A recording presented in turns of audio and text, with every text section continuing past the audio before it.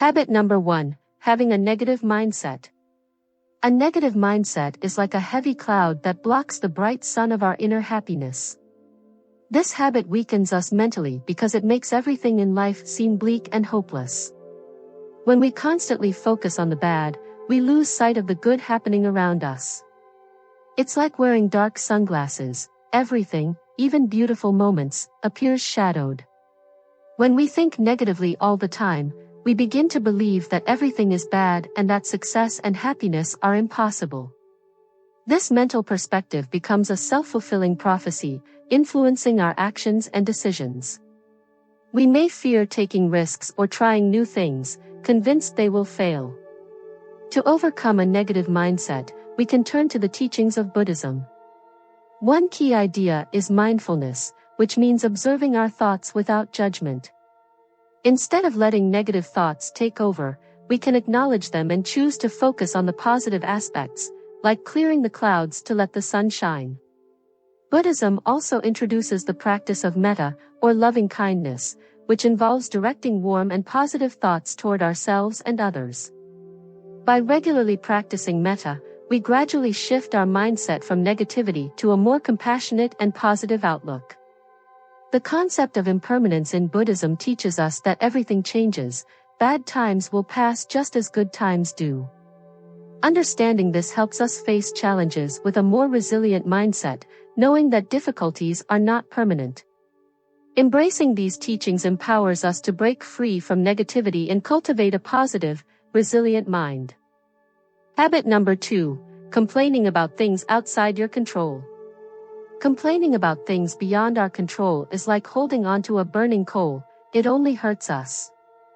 This habit weakens the mind because it focuses our attention on what's wrong instead of seeking solutions. It's like being stuck in quicksand. The more we complain, the deeper we sink into negativity. Buddhist teachings clarify why this habit makes us mentally weak and how we can free ourselves from its grip. Complaining often makes us forget impermanence, a core Buddhist idea. Impermanence reminds us that everything changes. Complaining traps us in the belief that things will never improve, locking us in a cycle of dissatisfaction. Instead of seeing challenges as temporary, we turn them into permanent problems. By following Buddhist teachings, we can learn to accept impermanence and look for ways to resolve problems rather than getting stuck in them. This strengthens our minds and makes us more resilient in the face of adversity. To overcome the habit of complaining, we can practice acceptance. This means understanding that life has ups and downs and that we can't control everything. Acceptance is like learning to dance in the rain rather than complaining about the storm. Buddhism also encourages us to focus our energy on things we can control. It's like steering a boat in a storm. We can't change the weather, but we can navigate our ship. By taking action where we have power, we shift from a passive stance of complaint to active problem solving. The Buddhist practice of letting go is another powerful tool. Letting go doesn't mean giving up, it means releasing the rigid hold on complaints and creating space for positive change. Incorporating these principles into our lives helps us confront challenges with a balanced mind, accepting impermanence and focusing our efforts where they matter most. Habit number 3, not expressing yourself. Not expressing yourself is like having a treasure chest and keeping it locked. This habit weakens our minds because it prevents us from sharing our thoughts, feelings, and ideas with the world. It's like navigating a dark room without turning on the light. Things feel confusing and overwhelming. Buddhist teachings guide us in understanding why this habit makes us mentally weak and how we can break free from its constraints. In Buddhism, authentic self-expression is essential for building a solid foundation for mental well-being. When we suppress our thoughts and emotions, it's like shaking a soda can. The pressure builds until it eventually bursts. This explosion can manifest as stress, anxiety, or a sense of being overwhelmed. The practice of right speech in Buddhism encourages us to communicate with truth, kindness, and mindfulness. It's like planting seeds of positivity. Our words can grow into a garden of understanding and connection. Aligning our words with these principles helps build bridges between ourselves and others, fostering authentic relationships. Mindfulness becomes a valuable tool for overcoming the habit of not expressing oneself. Mindfulness is like a mirror that reflects our thoughts, helping us become aware of our feelings. By being present in the moment, we can observe our thoughts without judgment and express ourselves with clarity and compassion. Expression isn't limited to words, it also involves nonverbal communication, such as body language and gestures. These unspoken expressions are like a secret language, conveying our feelings and thoughts even when we don't say a word. Being mindful of our nonverbal communication enhances our ability to express ourselves authentically. Integrating these Buddhist teachings into our lives helps us see that authentic expression is not only liberating for ourselves but also contributes to the well-being of those around us. It's like opening a window to let fresh air in. Expression allows the light of understanding and connection to brighten our mental space. Breaking free from the habit of not expressing ourselves sets us on a path toward authenticity, building a resilient and empowered mind. Habit number 4, seeking approval from others. Constantly seeking approval from others is like chasing a mirage, it keeps us running but never truly satisfies us. This habit weakens our minds because it places our self-worth in the hands of others rather than within ourselves.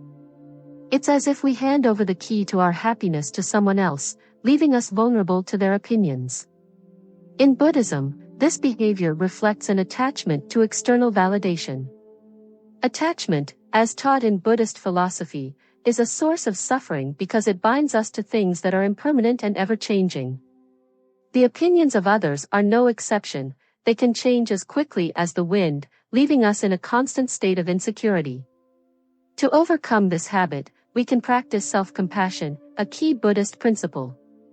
Self-compassion is like nurturing a garden within ourselves, cultivating love and acceptance regardless of external feedback. By treating ourselves with kindness and understanding, we create a solid foundation of self-worth that doesn't rely on others' approval. Another valuable practice is meditation, particularly focusing on awareness of our inner thoughts. Meditation helps us recognize when we're seeking validation and allows us to shift our focus inward. It's like shining a light in a dark room, revealing our inherent value and helping us let go of the need for external affirmation. By embracing these teachings, we learn to find confidence within ourselves. We begin to understand that true self-worth comes from living authentically and in alignment with our values, not from chasing the fleeting approval of others. Habit number 5, comparing yourself to others. Comparing yourself to others is like running a race on someone else's track. You lose sight of your own journey.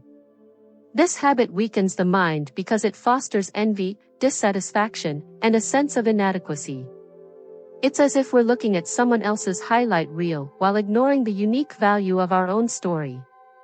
In Buddhism, the concept of mudita, or sympathetic joy, offers a way to break free from this habit. Mudita encourages us to feel happiness for the success and joy of others.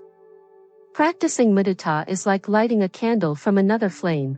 It doesn't diminish our light but instead brightens the world around us. Buddhism also teaches the importance of focusing on our own path. The idea of the Dharma reminds us that everyone has their unique journey, and comparing ourselves to others distracts us from fulfilling our own potential. It's like trying to paint a masterpiece while constantly glancing at someone else's canvas. You miss the beauty you're capable of creating. Gratitude is another powerful practice to counteract the habit of comparison. By appreciating what we have, we shift our focus from what we lack to the abundance already present in our lives. Gratitude is like wearing glasses that help us see the richness of our journey clearly. Through these Buddhist principles, we can transform envy into inspiration and self-doubt into self-acceptance. This shift allows us to walk our path with confidence and resilience, free from the burden of constant comparison. Habit number 6, holding grudges. Holding grudges is like carrying a heavy backpack filled with rocks. It slows us down and drains our energy. This habit weakens the mind because it keeps us stuck in anger and resentment, preventing us from moving forward. It's as if we're trapped in a prison of our own making, reliving the pain instead of healing from it. Buddhism emphasizes the practice of forgiveness as a way to free ourselves from this burden. Forgiveness doesn't mean condoning harmful actions, it means releasing the grip of anger for our own peace of mind. It's like unlocking the door to that self-imposed prison and stepping into the light of freedom. The concept of anatta, or non-self, can also help us let go of grudges. By understanding that both we and those who wronged us are constantly changing, we can see that clinging to past grievances only causes unnecessary suffering. Meditation on loving-kindness, or metta bhavana, is a practical tool for overcoming grudges. This practice involves sending thoughts of goodwill and compassion to ourselves, those we love, and even those who have hurt us. It's like watering a withered plant. The more love we extend, the more peace and growth we cultivate within ourselves. Letting go of grudges doesn't mean forgetting what happened, it means choosing to heal rather than holding on to pain. By embracing these Buddhist teachings, we lighten our load and strengthen our minds, allowing us to move forward with clarity and compassion. Habit number 7, dwelling on the past. Dwelling on the past is like trying to drive a car while constantly looking in the rearview mirror. It keeps us from moving forward and fully experiencing the present. This habit weakens the mind because it traps us in regret, guilt, or nostalgia, preventing us from embracing what's happening now. In Buddhism, the concept of impermanence teaches that everything in life is constantly changing, including the past. By clinging to past experiences, we deny this natural flow and create suffering for ourselves. It's as if we're holding onto a leaf that has already floated downstream instead of appreciating the river as it is now. The practice of mindfulness, or sati, is a powerful antidote to dwelling on the past. Mindfulness encourages us to focus on the present moment, allowing us to experience life as it unfolds without judgment. It's like tuning into the melody of the present rather than replaying old songs in our minds. Additionally, practicing gratitude helps us shift our focus from what's behind us to the blessings of the present. Gratitude is like opening a window to let in fresh air, clearing away the stale thoughts of yesterday. By embracing mindfulness and gratitude, we can let go of the past and strengthen our minds, creating space for growth, joy, and clarity in the here and now. Habit number 8, worrying about the future. Worrying about the future is like carrying an umbrella on a sunny day. It prepares us for a storm that might never come. This habit weakens the mind because it fills us with anxiety, robbing us of the ability to enjoy the present moment. Buddhist teachings emphasize living in the present as a way to overcome fear of the future. The concept of here and now reminds us that the future is uncertain, and worrying about it doesn't change its outcome. It's like planting seeds with care and attention today rather than stressing about whether the plants will grow tomorrow. Meditation on equanimity can also help us address this habit. Equanimity is the practice of cultivating a calm and balanced mind in the face of uncertainty. It's like building a strong, steady ship that can weather any storm. Practicing acceptance is another powerful tool. By embracing the fact that some things are beyond our control, we free ourselves from the need to predict or manage every outcome. It's like letting go of a rope we've been pulling, finding peace in the release. Through these Buddhist principles, we learn to trust the flow of life and approach the future with confidence and serenity, making our minds more resilient and at ease. Habit number 9, overthinking. Overthinking is like spinning the wheels of a car stuck in mud. It expends energy but gets us nowhere. This habit weakens the mind because it creates unnecessary stress and confusion, often amplifying problems rather than solving them. Buddhism teaches the importance of mental discipline to counteract overthinking. The practice of meditation, particularly focused meditation, helps us quiet the chatter of our minds and develop clarity. It's like letting the muddy water settle, revealing the clear reflection underneath. The concept of right thought, part of the Eightfold Path, also offers guidance. It encourages us to cultivate thoughts that are helpful, positive, and aligned with our values. Right thought is like pruning a garden, removing weeds of doubt and worry to allow healthy ideas to flourish. Another helpful practice is letting go of attachment to outcomes. When we overthink, it's often because we're fixated on achieving a specific result. By releasing this attachment, we free ourselves to act with intention and trust the process. Overcoming overthinking requires patience and self-awareness, but by integrating these Buddhist practices, we can develop a calm, focused mind and face life's challenges with confidence and grace. Habit number 10, comparing yourself to others.